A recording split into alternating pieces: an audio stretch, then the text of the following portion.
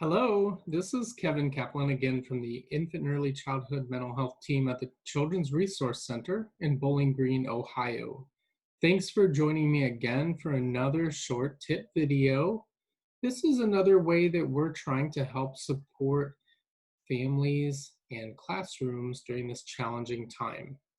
This tip video is about the strategy of using a class or family meeting.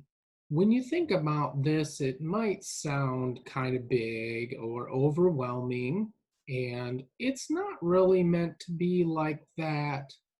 The point of it is to help children build the necessary skills for life. And by that, I mean social skills. It gives them a chance to discuss and problem solve real life challenges and solutions. And it gives them an opportunity to share their perspective. And on top of that, it helps to build and increase and strengthen the relationships that they have with others in their life. These meetings should be about a simple solution or problem that you need to find or figure out an answer for. That could be something as simple as a menu or schedule issue, or maybe even rearranging or redecorating the home or classroom. It could be about giving jobs or chores or projects that you're going to work on. To get you started off, I would think intentionally about planning how you're going to do this meeting until you kind of get the hang of it.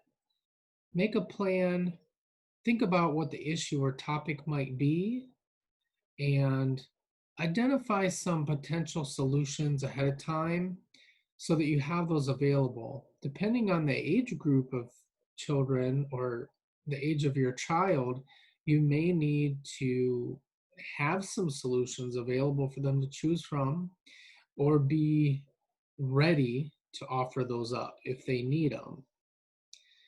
So after coming up with that, you might also think if does there need to be some jobs or assignments as part of the solution, such as let's say you decide to make some kind of craft, like maybe a family picture album on a poster board or something. You might then present that to your kiddo about doing this project together and that you want to have a meeting to do it. And then once you have that meeting, you can talk about how you want to put it together, what kind of pictures you might put in it, where the pictures would be placed, who's going to place what pictures, what colors you might put on it. Are you going to use markers or crayons? There's all kinds of different little problems to figure out. And each time a child helps to figure out a problem, they're going to get better at it.